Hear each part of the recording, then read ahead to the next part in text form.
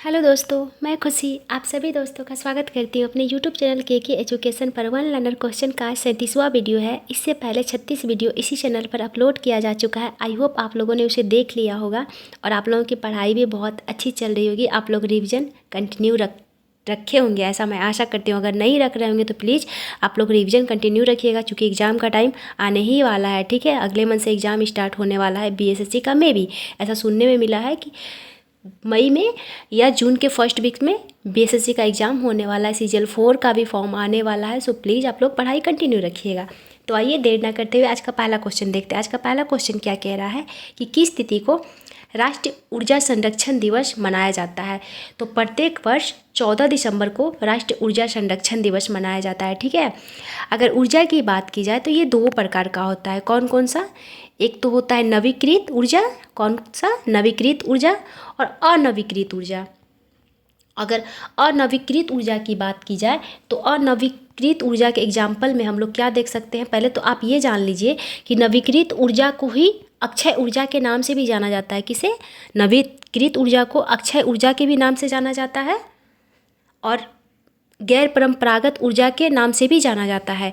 अगर अनवीकृत ऊर्जा की बात की जाए तो अनवीकृत ऊर्जा को ही परंपरागत ऊर्जा के नाम से जाना जाता है। किस नाम से जाना जाता है? परंपरागत ऊर्जा के नाम से। अगर अक्षय ऊर्जा या फिर नवीकृत ऊर्जा की बात की जाए तो अक्षय ऊर्जा या नवीकृत ऊर्जा का स्रोत जो है वो अनलिमिटेड है। आप इसको कितना भी यूज कर लीजिए, ये कभी ख़त्म नहीं होने वाला है। ठीक है, लेकिन अगर परंपरागत ऊर्जा की बात की जाए तो इसकी स्रोत जो है वो लिमिट है। क्यों? क्योंकि इसका एग्जाम्पल आप जब देखेंगे तो आपको खुद ब खुद यकीन हो जाएगा कि इसका लिमिट स्रोत क्यों है और उसका लिमिट अनलिमिटेड क्यों है। देखिए, नवीकृत ऊर्जा का एग्जाम्पल है सौर ऊर्जा। कौन सा? सौर ऊर्जा। सौर ऊर्जा किससे हम लोग प्राप्त करते हैं? तो सूर्य से प्राप्त करते हैं। तो क्या आप बताइए, सूर्य कभी समाप्त होने वाला है? नहीं। सूर्य जब तक समाप्त होगा तब तक तो पृथ्वी भी समाप्त हो जाएगा। तो इसलिए उसका ऊर्जा जो है अनलिमिटेड है। हम जितना भी यूज करेंगे वो कभी ख़त्म नहीं होने वाला। पवन ऊर्जा, पवन धरती जब तक रहेगा तब तक पवन चलेगा, तो उससे भी हमको ऊर्जा प्राप्त होते ही रहेगा। तो उसका स्रोत भी है वो अनलिमिटेड है। लेकिन अगर वहीं हम परंपरागत ऊर्जा की बात करें तो परंपरागत ऊर्जा का एग्जाम्पल कोयला है, पेट्रोलियम है, प्राकृतिक गैस है। तो इन सब का स्रोत भी लिमिट है। कोयला एक ना एक टाइम ख़त्म हो जाएगा। पेट्रोलियम का भी स्रोत लिमिट है, कभी ना कभी ये भी ख़त्म हो जाएगा ना। इसका लिमिट, इसका स्रोत तो अनलिमिटेड नहीं है। तो इसीलिए एक ये भी बेनिफिट है। और दूसरा बेनिफिट क्या है अक्षय ऊर्जा का? तो ये प्रदूषण मुक्त होता है। प्रदूषण इसमें नहीं होता है। कि सौर ऊर्जा से किसी प्रकार का प्रदूषण फैलता है? तो नहीं फैलता है। पवन ऊर्जा से भी किसी प्रकार का किसी प्रकार का प्रदूषण नहीं फैलता है। जलीय ऊर्जा से तो उससे भी किसी प्रकार का प्रदूषण नहीं फैलता है। लेकिन अगर वहीं हम परंपरागत ऊर्जा की बात करें तो कोयला से जो ऊर्जा प्राप्त किया जाता है तो उसके साथ साथ प्रदूषण भी बहुत फैलता है। पेट्रोलियम से जो हम ऊर्जा प्राप्त करते हैं तो से भी ऊर्जा प्राप्त करते समय प्रदूषण बहुत फैलता है। लेकिन सौर ऊर्जा से किसी प्रकार का प्रदूषण होता नहीं है। इसलिए भी वो बेनिफिट है। एक तो अनलिमिटेड है और दूसरा वो प्रदूषण भी नहीं फैलाता है। ठीक है, और अगर आपको कन्फ्यूजन होता होगा दोनों के एग्जाम्पल में तो मैं एक ट्रिक बता रही हूँ, उस तरीके से आप लोगों को पक्का याद रहेगा। आप लोग एग्जामिनेशन हॉल में भी देखेंगे तो आप लोगों को कन्फ्यूजन जरा भी नहीं होगा। परंपरागत मतलब जो हमारे पीढ़ियों से चलते आ रहा है, दादा परदादा के ज़माना से चलते आ रहा है। देखिए, कोयला से हम लोग ऊर्जा दादा परदादा के ज़माने से ही प्राप्त करते आ रहे हैं। लेकिन सौर ऊर्जा की अगर बात की जाए तो सौर ऊर्जा को हम कुछ टाइम से जान रहे हैं। क्या आज से 30 साल 40 साल पहले सौर ऊर्जा के बारे में कोई जानता भी नहीं था उतना, और सौर ऊर्जा से हम लोग ऊर्जा प्राप्त करते भी नहीं थे। तो इसीलिए उसे गैर परंपरागत ऊर्जा कहा जाता है। यानी कि वो परंपरागत नहीं है, सदियों से नहीं चलते आ रहा है। लेकिन परंपरागत ऊर्जा यानी कि कोयला, पेट्रोलियम, ये परंपरा से चलते आ रहा है। ये सदियों से चलते आ रहा है। इस तरीके से आप लोग याद कीजिएगा तो एग्जामिनेशन हॉल में भी आप लोगों को कन्फ्यूजन नहीं होगा। तो आइए क्वेश्चन हम लोग नेक्स्ट देखते हैं। नेक्स्ट क्वेश्चन हमारा क्या कह रहा है? नेक्स्ट क्वेश्चन कह रहा है कि प्रार्थना समाज की स्थापना किसके द्वारा किया गया था। तो प्रार्थना समाज का स्थापना जो है आत्माराम पांडुरंग और एमजी रानाडे के द्वारा किया गया था। किसके द्वारा किया गया था? आत्माराम पांडुरंग और एमजी रानाडे के द्वारा किया गया था। एमजी रानाडे जो है प्रार्थना समाज में बाद में सम्मिलित हुए थे, पहले आत्माराम पांडुरंग के द्वारा ही किया गया था। ठीक है, अगर एमजी रानाडे की बात की जाए, पहले तो आप ये जान लीजिए कि प्रार्थना समाज की स्थापना कब हुई थी। तो प्रार्थना समाज की स्थापना जो है 1867 ईस्वी में हुई थी। कब हुई थी? 1867 ईस्वी में प्रार्थना समाज की स्थापना हुई थी। ठीक है, एमजी रानाडे की बात की जाए तो अगर आपसे क्वेश्चन में पूछा जाए कि महाराष्ट्र के सुकरात के नाम से किसे जाना जाता है, तो महाराष्ट्र के सुकरात के नाम से एमजी रानाडे को जाना जाता है। किसे जाना जाता है? तो एमजी रानाडे को महाराष्ट्र के सुकरात के नाम से जाना जाता है। ठीक है, आइए कुछ और भी महत्वपूर्ण क्वेश्चन को देख लेते हैं। अगर आपसे पूछा जाए कि आत्मीय सभा, कौन सा आत्मीय सभा की स्थापना किसके द्वारा किया गया था, तो आत्मीय सभा की स्थापना जो है ये किया गया था राजा राम मोहन के द्वारा। किसके द्वारा किया गया था आत्मीय सभा की स्थापना? तो आत्मीय सभा की स्थापना राजा राम मोहन राय के द्वारा किया गया था। और कब किया गया था? तो ये किया गया था 1815 ईस्वी में। कब किया गया था आत्मीय सभा की स्थापना? तो आत्मीय सभा की स्थापना 1815 में राजा राम मोहन राय के द्वारा किया गया था। ठीक है, अगर आपसे पूछा जाए कि ब्रह्म समाज की स्थापना किसके द्वारा किया गया था, तो ब्रह्म समाज की स्थापना भी राजा राम मोहन राय के द्वारा किया गया था। किसके द्वारा किया गया था? राजा राम मोहन राय के द्वारा ब्रह्म समाज या ब्रह्म सभा की स्थापना किया गया था। कब किया गया था? तो ये किया गया था 1828 ईस्वी में। कब किया गया था? 1828 ईस्वी में किया गया था। ठीक है, और इसी से विभाजन होकर 1866 ईस्वी में भारतीय ब्रह्म समाज की स्थापना हुई थी। किसकी? भारतीय ब्रह्म समाज की। क्योंकि जब ब्रह्म समाज दो टुकड़ों में बटा 1866 ईस्वी में, तो इसी के तहत भारतीय ब्रह्म समाज की स्थापना केशव चंद्र सेन ने कर दिया 1866 ईस्वी में, और दूसरा भाग बना आदि ब्रह्म समाज, जिसकी स्थापना किसके द्वारा किया गया है? तो देवेंद्र नाथ टैगोर के द्वारा। किसके द्वारा किया गया है? देवेंद्र नाथ टैगोर के द्वारा। तो आपसे पूछा जाएगा एग्जाम में कि भारतीय ब्रह्म समाज की स्थापना किसके द्वारा किया गया है, तो भारतीय ब्रह्म समाज की स्थापना केशव चंद्र सेन के द्वारा किया गया है। ठीक है, और कब किया गया है? तो 1866 ईस्वी में। आदि ब्रह्म समाज की स्थापना किसके द्वारा किया गया है, तो आदि ब्रह्म समाज की स्थापना जो है ये किया गया है देवेंद्र नाथ टैगोर के द्वारा, जबकि भारतीय ब्रह्म समाज की स्थापना केशव चंद्र सेन के द्वारा। और दोनों का स्थापना जो है 1866 ईस्वी में ही किया गया है। और किसका ये लोग भाग है? तो ब्रह्म समाज का, क्योंकि ब्रह्म समाज के विभाजन से ही इन दोनों का स्थापना हुआ था। ठीक है, अगर आपसे पूछा जाए कि तत्वबोधिनी सभा की स्थापना किसके द्वारा किया गया है, तो तत्वबोधिनी सभा की स्थापना देवेंद्र नाथ टैगोर के द्वारा किया गया है। किसके द्वारा किया गया है? तो देवेंद्र नाथ टैगोर के द्वारा तत्वबोधिनी सभा की स्थापना 1839 ईस्वी में किया गया है। कब किया गया है? 1839 ईस्वी में। ठीक है, आइए नेक्स्ट क्वेश्चन देखते हैं। नेक्स्ट क्वेश्चन हमारा क्या कह रहा है? नेक्स्ट क्वेश्चन कह रहा है कि किस मुगल बादशाह ने दिल्ली की जामा मस्जिद का निर्माण करवाया था, तो दिल्ली का जामा मस्जिद का निर्माण शाहजहां के द्वारा करवाया गया था। किसके द्वारा करवाया गया था? शाहजहां के द्वारा। और शाहजहां के द्वारा ही आगरा का ताजमहल का भी स्थापना करवाया गया था। किसका स्थापना? ताजमहल का स्थापना किसके द्वारा करवाया गया था? तो शाहजहां के द्वारा ही। ताजमहल कहाँ है? तो आगरा में है। अगर आपसे पूछा जाएगा कि दिल्ली के लाल किला का स्थापना किसके द्वारा करवाया गया, तो दिल्ली के लाल किला का स्थापना भी शाहजहां के द्वारा करवाया गया। किसके द्वारा करवाया गया? शाहजहां के द्वारा। अगर आपसे पूछा जाए कि आगरा के ताजमहल में, ठीक है, आगरा के ताजमहल में मोती मस्जिद का निर्माण किसके द्वारा करवाया गया, तो आगरा के ताजमहल में मोती मस्जिद का निर्माण जो है ये करवाया गया शाहजहां के द्वारा। किसके द्वारा करवाया गया? शाहजहां के द्वारा करवाया गया। ठीक है, लेकिन अगर आपसे पूछा जाए कि दिल्ली के मोती मस्जिद का निर्माण किसके द्वारा किया गया है, तो दिल्ली के मोती मस्जिद का निर्माण जो है वो करवाया गया औरंगजेब के द्वारा। किसके द्वारा करवाया गया? औरंगजेब के द्वारा। तो आगरा के मोती मस्जिद का निर्माण शाहजहां, और दिल्ली के मोती मस्जिद का निर्माण तो औरंगजेब। ठीक है, आइए नेक्स्ट क्वेश्चन देखते हैं। नेक्स्ट क्वेश्चन हमारा क्या कह रहा है? हाँ, एक क्वेश्चन और देख लीजिए आप लोग। अगर आपसे पूछा जाए कि स्थापत्य के स्वर्णकाल, किस मुगल बादशाह के शासनकाल को स्थापत्य का स्वर्णकाल कहा जाता है, अगर आपसे ऐसा पूछ लिया जाए तो शाहजहां के शासनकाल को स्थापत्य का स्वर्णकाल कहा जाता है। ठीक है, अगर वहीं आपसे पूछ लिया जाए कि किस मुगल बादशाह के शासनकाल को चित्रकला का स्वर्णकाल कहा जाता है, तो जहांगीर के शासनकाल को चित्रकला का स्वर्णकाल कहा जाता है। ठीक है, अगर आपसे पूछ लिया जाए कि हिंदी और फारसी भाषा का स्वर्णकाल किस मुगल बादशाह के शासनकाल को कहा जाता है, तो अकबर के शासनकाल को हिंदी और फारसी भाषा का स्वर्णकाल कहा जाता है। ठीक है, आइए नेक्स्ट क्वेश्चन हमारा क्या कह रहा है? नेक्स्ट क्वेश्चन कह रहा है कि निम्न 4 बाहरी आक्रमणों को कालक्रमानुसार सजाइए। ठीक है, यानी कि इनके काल के अनुसार इसे सजाइए। कब कौन सा हुआ था?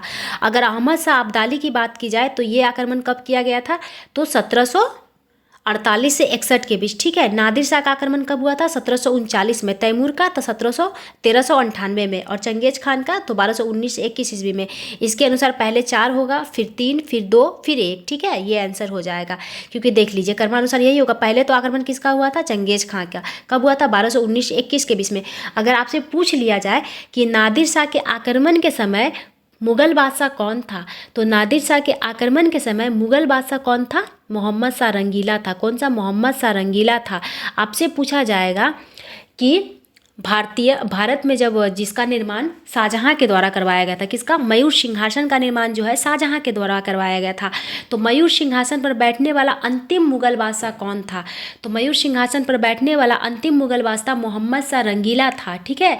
अब मोहम्मद शाह रंगीला के शासनकाल में ही जब नादिर शाह का आक्रमण हुआ भारत पर, तो नादिर शाह के द्वारा मयूर सिंहासन को लूट कर ले जाया गया और कोहिनूर हीरा को भी नादिर शाह के द्वारा ही लूट कर ले जाया गया, क्योंकि मयूर सिंहासन में ही कोहिनूर हीरा भी लगवाया गया था। अगर आपसे पूछ लिया जाए कि मयूर सिंहासन का निर्माण किसके द्वारा करवाया गया था, तो मयूर सिंहासन का निर्माण जो है शाहजहाँ के द्वारा करवाया गया था। प्रथम बादशाह कौन था उस पर बैठने वाला? तो कॉमन सी बात है, निर्माण शाहजहाँ करवाया था तो शाहजहाँ ही बैठा होगा। और अंतिम बादशाह कौन था? तो अंतिम बादशाह मोहम्मद शाह रंगीला था मयूर सिंहासन पर बैठने वाला। ठीक है। और मयूर सिंहासन को भारत से किसने ले गया लूट कर? तो नादिर शाह ले गया। नादिर शाह का आक्रमण कब हुआ था? 1739 में। उस समय मुगल बादशाह कौन था? तो मोहम्मद शाह रंगीला था। ठीक है। आइए नेक्स्ट क्वेश्चन देखते हैं। नेक्स्ट क्वेश्चन हमारा क्या कह रहा है? नेक्स्ट क्वेश्चन कह रहा है, और पानीपत का थर्ड युद्ध किसके किसके बीच हुआ था? तो पानीपत का थर्ड युद्ध जो है अहमद शाह अब्दाली और मराठा साम्राज्य के बीच हुआ था। किसके किसके बीच हुआ था? अहमद शाह अब्दाली और मराठा साम्राज्य के बीच पानीपत का थर्ड युद्ध हुआ था। कब हुआ था? तो पानीपत का थर्ड युद्ध हुआ था 1761 में। कब हुआ था? 1761 में। तो आपके दिमाग में आएगा कि 2 युद्ध इसका मतलब और हुआ था, तभी तो ये थर्ड युद्ध है। तो बिल्कुल पानीपत का प्रथम युद्ध जो है वो 1526 में हुआ था। कब हुआ था? 1526 में। अगर पानीपत के सेकेंड युद्ध की बात की जाए कि पानीपत का सेकेंड युद्ध कब हुआ था? सेकेंड युद्ध 1555-56 में हुआ था। कब हुआ था? 1556 में पानीपत का सेकेंड युद्ध हुआ था अकबर के शासनकाल में। कब हुआ था? अकबर के शासनकाल में। अकबर और हेमू के बीच पानीपत का सेकेंड युद्ध हुआ था। और फर्स्ट युद्ध किसके बीच हुआ था? तो फर्स्ट युद्ध है जो पानीपत का 1526 में हुआ था, वो बाबर और इब्राहिम लोदी के बीच हुआ था। और इसी युद्ध में विजय प्राप्त के बाद भारत में मुगल साम्राज्य की स्थापना बाबर के द्वारा कर दिया गया था। ठीक है। और कब हुआ था? तो ये हुआ था 21 अप्रैल 1526 को। ठीक है। आइए नेक्स्ट क्वेश्चन देखते हैं। नेक्स्ट क्वेश्चन हमारा क्या कह रहा है? तो नेक्स्ट क्वेश्चन कह रहा है कि महात्मा गांधी को टाइम मैगजीन ने पर्सन ऑफ द ईयर कब नामित किया था? तो महात्मा गांधी को टाइम मैगजीन ने पर्सन ऑफ द ईयर जो है वो 1903 में नामित किया था। कब किया था? 1930 में। सॉरी 3 बोल दिए थे का 30। 1930 में महात्मा गांधी को टाइम मैगजीन ने पर्सन ऑफ द ईयर के रूप में नामित किया था। ठीक है। आइए नेक्स्ट क्वेश्चन देखते हैं। नेक्स्ट क्वेश्चन हमारा क्या कह रहा है? नेक्स्ट क्वेश्चन कह रहा है कि जब महात्मा गांधी की हत्या हुई तब किसने कहा था कि कोई विश्वास नहीं करेगा कि ऐसा शरीर और आत्मा वाला कोई आदमी कभी धरती पर चला था? ऐसा किसने कहा था? तो ऐसा अल्बर्ट आइंस्टीन ने कहा था। किसने कहा था? अल्बर्ट आइंस्टीन ने कहा था।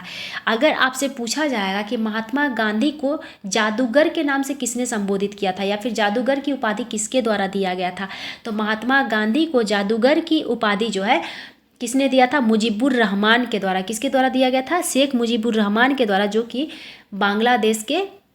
बांग्लादेश का गांधी के नाम से भी जाना जाता है। शेख मुजीबुर रहमान के वर्तमान जो वहाँ के कुछ टाइम पहले पिछले पीएम थी, कौन थी? शेख हसीना। बांग्लादेश की पीएम कौन थी? शेख हसीना, जो अभी नहीं है बेचारी, वही थी। उन्हीं के पिता थे शेख मुजीबुर रहमान। उन्हीं के द्वारा महात्मा गांधी को जादूगर के नाम से संबोधित किया गया था, या फिर जादूगर की उपाधि दी गई थी। ठीक है। आइए नेक्स्ट क्वेश्चन देखते हैं। एक क्वेश्चन अगर आपसे और पूछा जाएगा कि महात्मा गांधी को महात्मा की उपाधि किसके द्वारा दिया गया था, तो महात्मा गांधी को महात्मा की उपाधि रविन्द्रनाथ टैगोर के द्वारा दिया गया था। कब दिया गया था? चंपारण सत्याग्रह के दौरान दिया गया था। ठीक है। अगर आपसे पूछा जाए कि महात्मा गांधी को राष्ट्रपिता के नाम से किसने संबोधित किया था, तो महात्मा गांधी को राष्ट्रपिता के नाम से सुभाष चंद्र बोस ने संबोधित किया था। किसने? सुभाष चंद्र बोस ने महात्मा गांधी को राष्ट्रपिता के नाम से पुकारा था। अगर आपसे पूछा जाएगा कि महात्मा गांधी को बापू कहकर किसने पुकारा था, तो महात्मा गांधी जी को बापू कहकर जवाहरलाल नेहरू के द्वारा पुकारा गया था। ठीक है। महात्मा गांधी को बापू किसने कहा था? जवाहरलाल नेहरू ने। और राष्ट्रपिता किसने कहा था? तो सुभाष चंद्र बोस ने। जादूगर किसने कहा था? तो शेख मुजीबुर रहमान ने। ठीक है। मलंग बाबा के नाम से किसने कहा था मलंग बाबा महात्मा गांधी को, तो ये कहा गया था, किसके द्वारा कहा गया था? तो ये कहा गया था सीमांत गांधी के द्वारा। किसके द्वारा कहा गया था? सीमांत गांधी के द्वारा कहा गया था। ठीक है। तो आपके दिमाग में आएगा कि सीमांत गांधी के नाम से किसे जाना जाता है? सीमांत गांधी के नाम से जाना जाता है। किसे जाना जाता है? तो खान अब्दुल गफ्फार खान को सीमांत गांधी के नाम से जाना जाता है। और इन्हीं के द्वारा महात्मा गांधी को मलंग बाबा के नाम से भी कहा गया था। ठीक है। या फिर आपसे कभी कभी क्वेश्चन में पख्तूनिया भी कहा जाता है कि पख्तूनियों के द्वारा कहा गया था। तो ऑप्शन के अकॉर्डिंग आप लोग इसका आंसर टिक कर सकते हैं। ठीक है। आइए नेक्स्ट क्वेश्चन देखते हैं। नेक्स्ट क्वेश्चन क्या है हमारा? नेक्स्ट क्वेश्चन है जनता को राजनीतिक संघर्ष के लिए तैयार करने हेतु देश भ्रमण के दौरान गांधी जी को कोलकाता से किस वर्ष गिरफ्तार किया गया था? तो गांधी जी को 1922 में गिरफ्तार किया गया था कोलकाता से। कब गिरफ्तार किया गया था? 1922 में। और कहाँ से गिरफ्तार किया गया था? तो कोलकाता से गिरफ्तार किया गया था, ठीक है, जब वो जनता को राजनीतिक संघर्ष के लिए तैयार कर रहे थे, ठीक है। अगर आपसे पूछा जाए 1922 और किस लिए प्रसिद्ध है, तो 1922 ईस्वी जो है ये प्रसिद्ध है चौरा चोरी हत्याकांड के लिए। किसके लिए? तो चौरा चोरी हत्याकांड के लिए भी 1922 बहुत प्रसिद्ध है। आपको ज्ञात होगा कि 1920 से 22 के बीच असहयोग आंदोलन भारत में चल रहा था। क्या चल रहा था? असहयोग आंदोलन चल रहा था। लेकिन क्या है, 5 फरवरी 1922 को यूपी के गोरखपुर में एक पुलिस कांड हो गया, ठीक है, जिसके तहत 22 पुलिसकर्मियों को जला दिया गया। 22 पुलिसकर्मियों को जला देने के कारण महात्मा गांधी जो देखे कि ये आंदोलन जो है वो हिंसात्मक हो गया है, तो उन्होंने असहयोग आंदोलन को वापस ले लिए। तो आपसे क्वेश्चन में पूछा जाएगा कि पहला नंबर तो एक क्वेश्चन आपसे ये पूछा जाएगा कि चौरा चौरी कांड कब हुआ था? तो चौरा चौरी कांड जो है ये हुआ था 5 फरवरी 1922 को। कब हुआ था चौरा चौरी कांड? तो 5 फरवरी 1922 को चौरा चौरी कांड हुआ था। और इससे दुखी होकर महात्मा गांधी के द्वारा असहयोग आंदोलन कब वापस लिया गया था? तो महात्मा गांधी के द्वारा असहयोग आंदोलन जो है वो 12 फरवरी 1922 को लिया गया था। कब लिया गया था? 12 फरवरी 1922 को, ठीक है। आपसे एक और क्वेश्चन पूछा जाएगा। आपसे क्या पूछा जा सकता है? तो आपसे पूछा जा सकता है कि महात्मा गांधी जब असहयोग आंदोलन को वापस लिए थे तो किस बैठक में ये घोषणा किए थे कि असहयोग आंदोलन को वापस लेंगे? तो ये बारदौली बैठक में घोषणा किए थे। कब किए थे? बारदौली बैठक में महात्मा गांधी ने घोषणा किया था कि मैं असहयोग आंदोलन को वापस ले रहा हूँ। और कब लिए थे? तो 12 फरवरी को। लेकिन चौरी चौरा कांड कब हुआ था? तो चौरी चौरा कांड जो हुआ था ये हुआ था 5 फरवरी 1922 को, ठीक है। और असहयोग आंदोलन प्रारंभ कब हुआ था? तो असहयोग आंदोलन जो प्रारंभ हुआ था वो हुआ था 1 अगस्त 1920 को। कब हुआ था? 1 अगस्त 1920 को असहयोग आंदोलन प्रारंभ हुआ था, ठीक है। आइए नेक्स्ट क्वेश्चन देखते हैं। नेक्स्ट क्वेश्चन हमारा क्या कह रहा है? नेक्स्ट क्वेश्चन कह रहा है ऋग्वेद में आर्य शब्द का उल्लेख कितनी बार किया गया है? तो ऋग्वेद में आर्य शब्द का उल्लेख 36 बार किया गया है। कितनी बार किया गया? कुल 36 बार ऋग्वेद में आर्य शब्द का उल्लेख किया गया है, ठीक है। आपसे पूछा जाएगा कि ऋग्वेद में इंद्र का चर्चा कितनी बार किया गया? तो इंद्र का चर्चा 250 बार की गई है। कितनी बार? 250 बार इंद्र का चर्चा किया गया है। आपसे वहीं पूछा जाएगा कि कुल अग्नि की चर्चा कितनी बार की गई है? तो अग्निदेव की चर्चा 200 बार की गई है। कितनी बार की गई है ऋग्वेद में?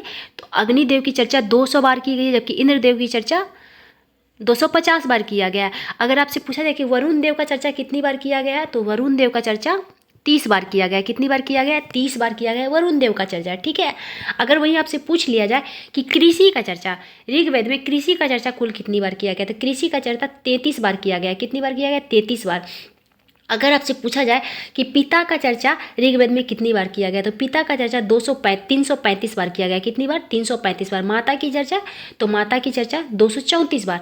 वहीं अगर आपसे नदियों से संबंधित पूछ लिया जाए कि यमुना का चर्चा ऋग्वेद में कितनी बार किया गया, तो यमुना का चर्चा जो है 3 बार किया गया। कितनी बार किया गया ऋग्वेद में? 3 बार। लेकिन गंगा की चर्चा की बात की जाए तो गंगा की चर्चा की एक बार, मात्र एक बार गंगा की चर्चा ऋग्वेद में किया गया है, ठीक है।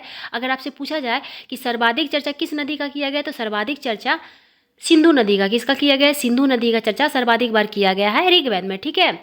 अगर आपसे पूछा जाएगा कि किस नदी को ऋग्वेद में नदीमता के नाम से संबोधित किया गया, तो नदीमता के नाम से सरस्वती नदी को किया गया। किसको किया गया? सरस्वती नदी को नदीमता के नाम से संबोधित किया गया, ठीक है।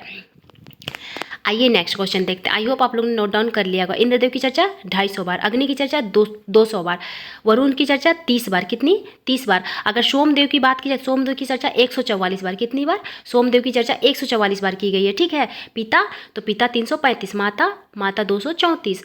और कृषि की चर्चा, तो कृषि की चर्चा कुल 33 बार किया गया है ऋग्वेद में, ठीक है। आइए नेक्स्ट क्वेश्चन देखते हैं। नेक्स्ट क्वेश्चन हमारा क्या कह रहा है? तो नेक्स्ट क्वेश्चन हमारा कह रहा है कि पुस्तक द स्पिरिट ऑफ द इस्लाम, कौन सा पुस्तक? The spirit of the Islam के लेखक कौन है? तो the spirit of the Islam के लेखक सैयद अमीर अली थे। कौन थे? Syed Ameer Ali the spirit of the Islam के लेखक थे। ठीक है। नेक्स्ट क्वेश्चन हमारा क्या कह रहा है कि दास्तान ए अमीर हमजा, कौन? दास्तान ए अमीर हमजा का चित्रांकन किसके द्वारा किया गया था? तो दास्तान ए अमीर हमजा का चित्रांकन जो है मीर सैयद अली के द्वारा किया गया था। किसके द्वारा?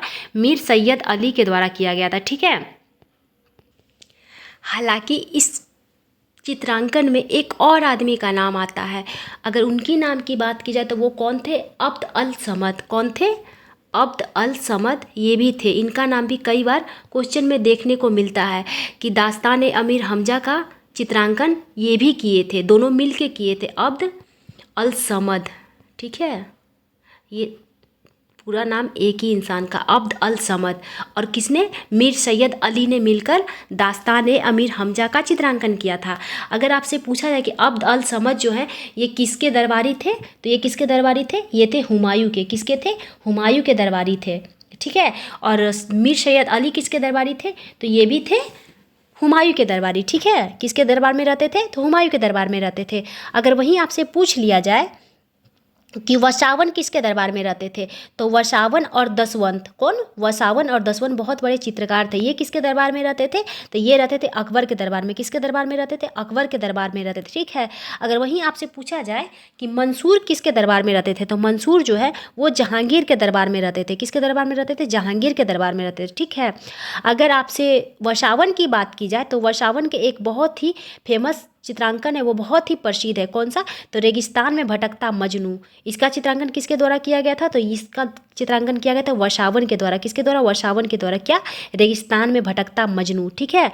अगर दसवंत की बात की जाए तो दसवंत के द्वारा खानदान ए तैमूरिया, क्या लिखा गया था? खानदान ए तैमूरिया। ठीक है। अगर दसवंत के जीवन की बात की जाए तो इनके ये जो हैं दसवंत अपने जीवन के अंतिम समय में पागल हो गए थे और ये आत्महत्या कर लिए थे। तो आपसे पूछा जाए कौन से चित्रकार अपने जीवन के अंतिम समय में पागल हो गए थे, तो वो दसवंत थे। ठीक है। और यही पागल होने के कारण आत्महत्या कर लिए थे। ठीक है। अगर आपसे पूछा जाए कि मंसूर किसके लिए प्रसिद्ध है, तो मंसूर जो जहांगीर के दरबारी थे, दरबार में रहते थे, चित्रकार थे। ठीक है। ये किसके लिए प्रसिद्ध थे? तो ये दुर्लभ पशु पक्षी के चित्र बनाने के लिए प्रसिद्ध थे। तो आपसे पूछा जा सकता है कि दुर्लभ पशु पक्षी का चित्र बनाने के लिए कौन प्रसिद्ध थे, तो ये मंसूर प्रसिद्ध थे। कौन प्रसिद्ध थे? मंसूर प्रसिद्ध थे। ठीक है। आइए नेक्स्ट क्वेश्चन देखते हैं। नेक्स्ट क्वेश्चन हमारा क्या कह रहा है? तो नेक्स्ट क्वेश्चन कह रहा है किसने तिलक के देहावसान यानी कि उनके मृत्यु पर कहा था कि मेरा सबसे मजबूत बचाव चला गया? किसने कहा था? तो ये महात्मा गांधी के द्वारा कहा गया था। किसके द्वारा कहा गया था? महात्मा गांधी के द्वारा बाल गंगाधर तिलक के देहावसान के बाद कहा गया था कि मेरा सबसे मजबूत बचाव चला गया। ठीक है।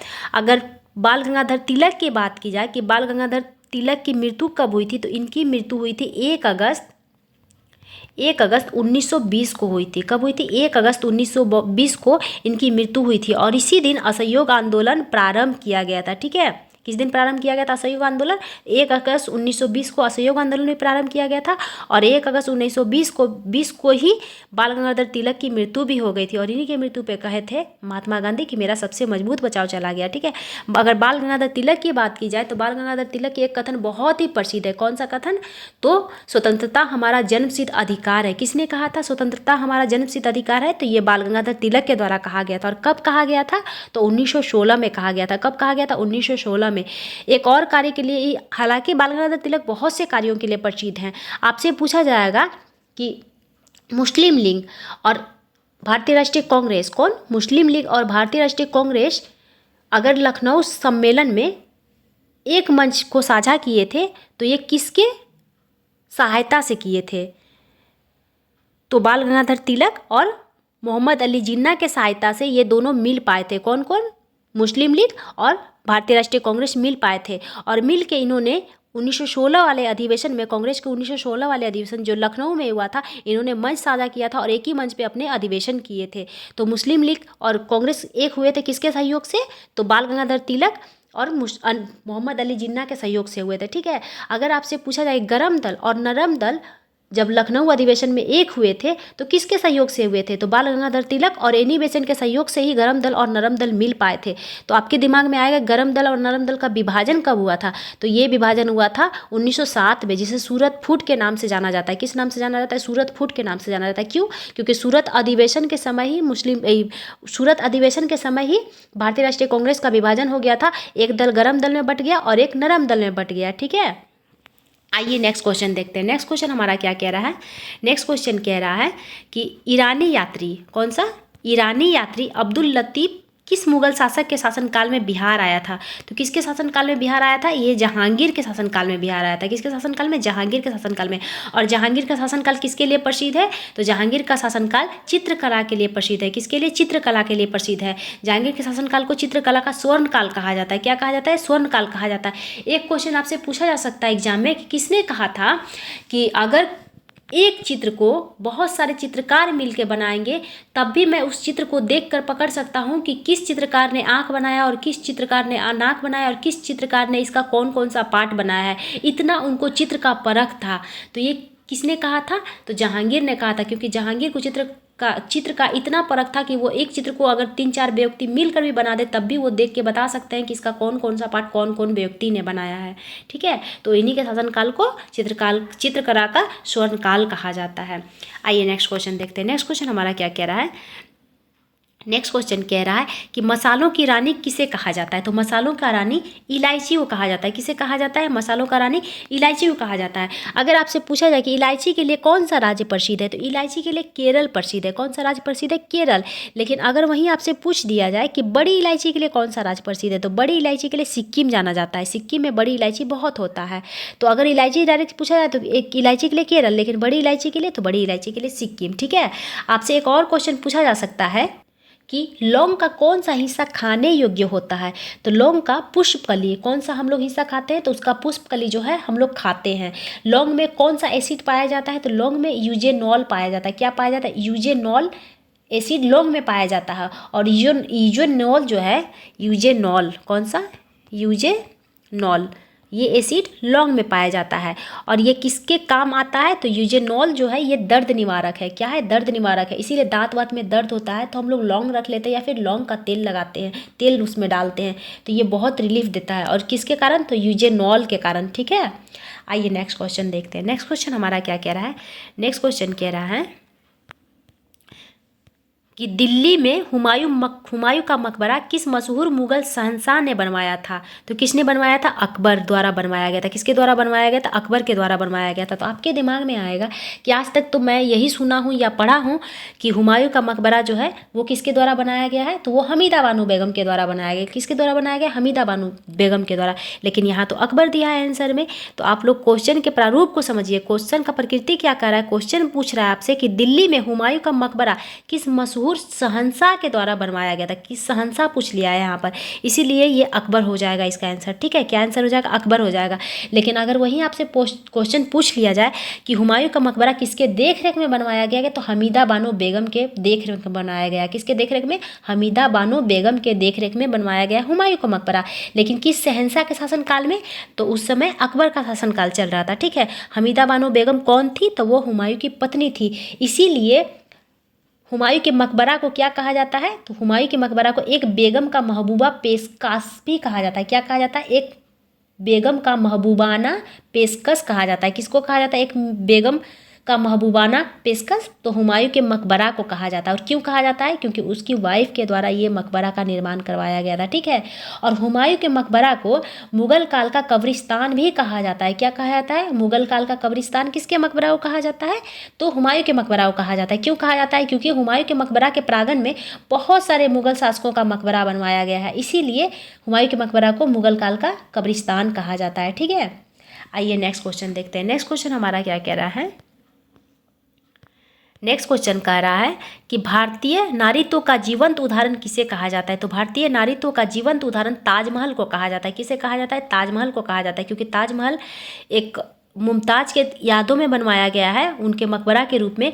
और ये एग्जाम्पल है कि एक नारीत्व कितनी खूबसूरत होती है, क्योंकि ताजमहल भी बहुत खूबसूरत है, इसीलिए इसे भारतीय नारीत्व का जीवंत उदाहरण कहा जाता है। ठीक है, और ताजमहल का निर्माण किसके द्वारा करवाया गया है? तो ताजमहल का निर्माण शाहजहाँ के द्वारा करवाया गया है, अपनी बेगम मुमताज़ की यादों में करवाया गया है। और ताजमहल क्या है? तो ताजमहल एक मकबरा है, ठीक है। किसकी मकबरा है? तो शाहजहाँ की पत्नी मुमताज़ की मकबरा है, ठीक है।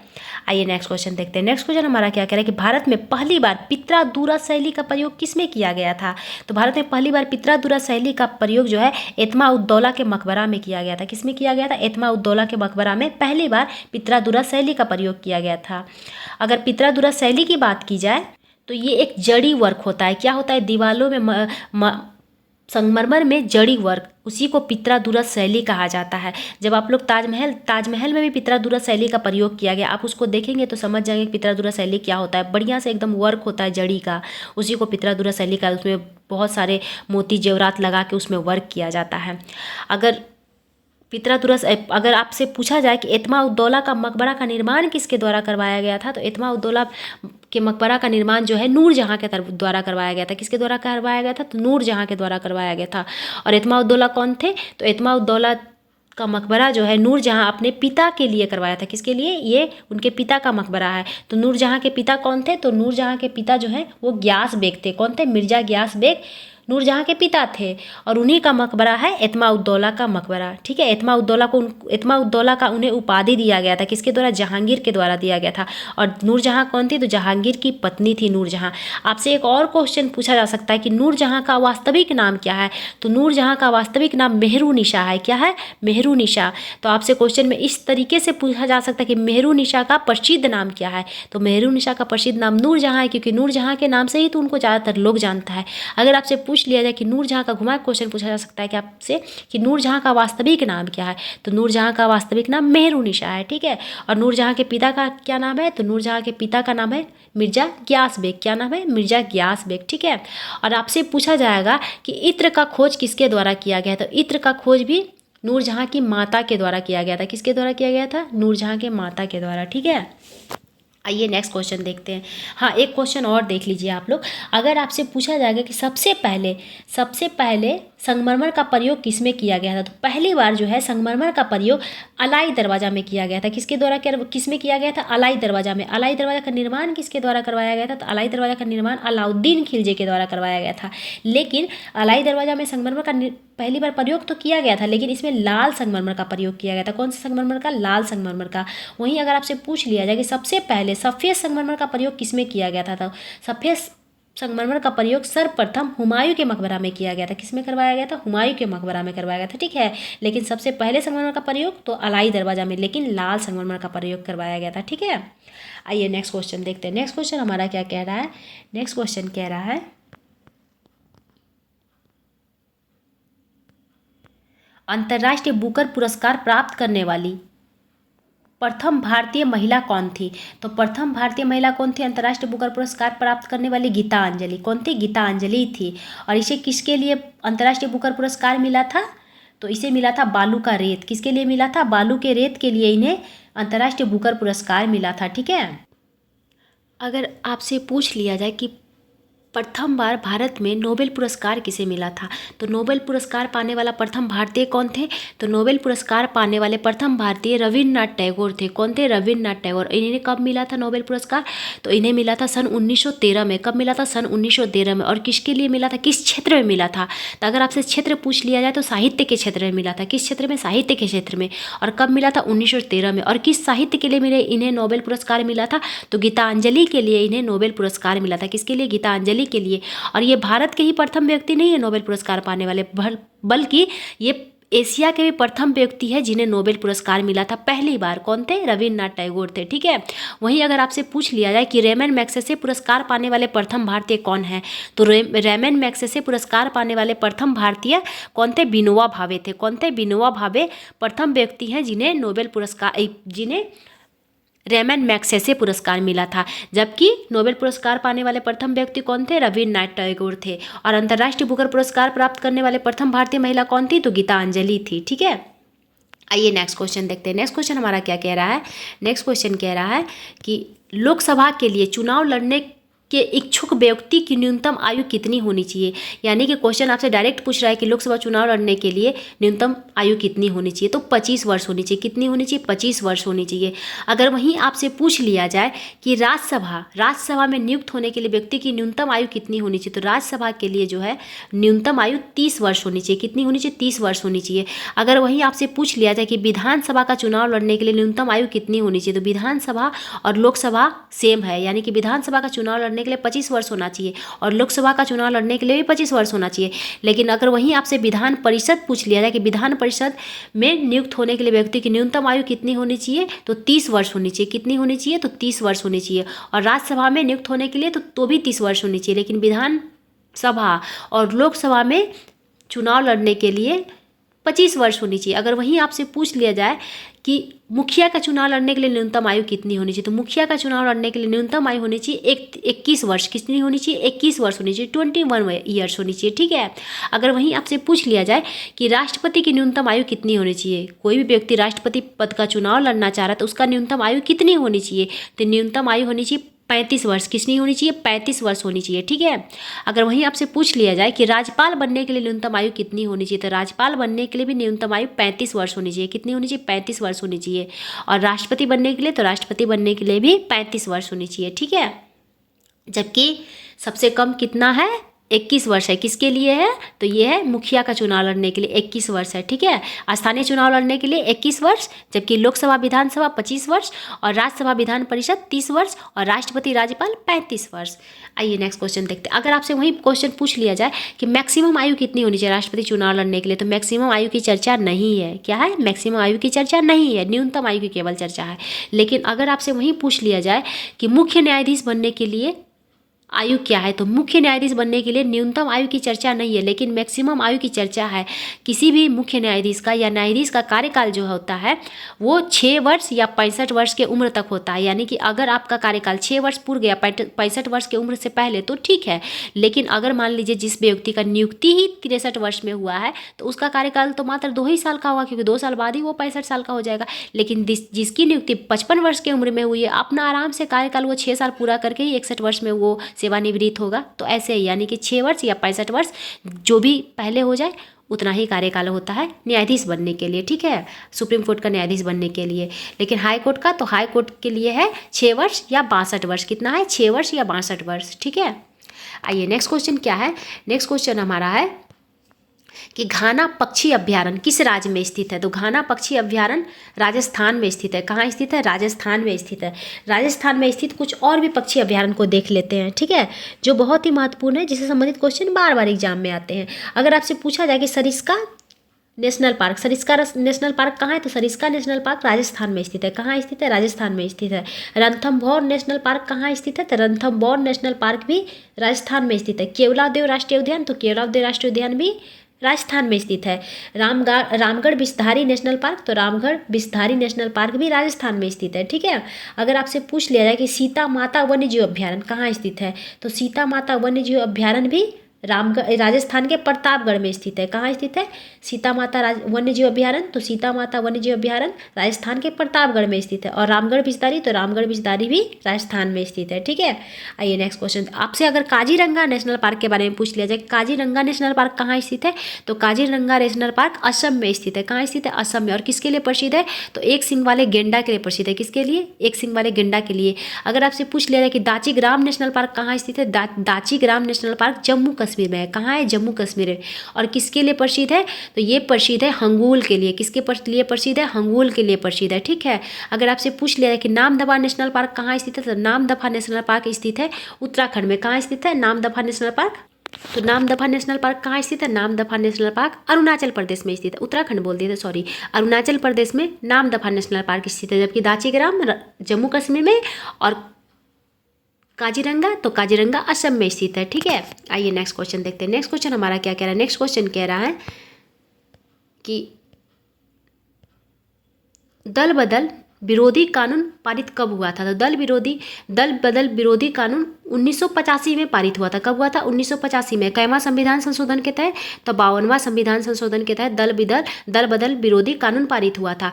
अगर आपसे पूछा जाए कि इसके तहत कौन सा अनुसूची बनाया गया था, तो इसके साथ 10वां अनुसूची बनाया गया था। कौन सा अनुसूची का बनाया गया था? 10वां अनुसूची। ठीक है, 10वां अनुसूची किससे संबंधित है? तो 10वां अनुसूची जो है वो दल बदल विरोधी अधिनियम से संबंधित है। किससे संबंधित है? दल बदल विरोधी अधिनियम से। और कब पारित हुआ था दल बदल विरोधी अधिनियम? तो ये पारित हुआ था 52वां संविधान संशोधन 1985 में। ठीक है, अगर आपसे पूछा जाए कि कैवां संविधान संशोधन के तहत मतदाताओं की आयु को कम किया गया था, 21 वर्ष से घटाकर 18 वर्ष कर दिया गया था, तो 61वां संविधान संशोधन 1989 के तहत मतदाताओं की वोट देने का, ठीक है, मतदाताओं की वोट देने का न्यूनतम आयु जो है 21 वर्ष से घटाकर 18 वर्ष कर दिया गया था, 61वां संविधान संशोधन 1989 के तहत। ठीक है, एक क्वेश्चन और बार बार एग्जाम में आता है, आपसे पूछा जाएगा कि सिंधी भाषा को 8वीं अनुसूची में कब जोड़ा गया था? तो सिंधी भाषा को जो है 8वीं अनुसूची में जोड़ा गया था 21वां संविधान संशोधन 1967 के तहत। आपको मैं बता दूं कि 8वीं अनुसूची का संबंध, जैसे कि 10वीं अनुसूची का संबंध दल बदल विरोधी अधिनियम से संबंधित है, उसी तरीके से 8वां अनुसूची में 22 भाषाओं का जिक्र किया गया है। कितनी भाषाओं का वर्णन है? 22 भाषाओं का।